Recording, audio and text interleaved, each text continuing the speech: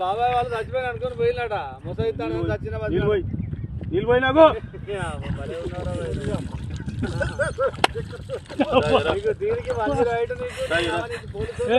ఎందుకు పన్న వాళ్ళ ఎందుకు అనుకున్న వాళ్ళ ఈ చల్లదనానికి ఎండకు చేయలేక కన్నీకి ఓడిపోయి వచ్చిన గెవలేక ఏం చేసావు 10 రోజుల నుంచి గణేట్ చేత నాతో గట్టించి నా కష్టం దోచుకొని గణేట్ రాయ్ నాకు అంటే డబ్బులు ఇచ్చారు కానీ శ్రమ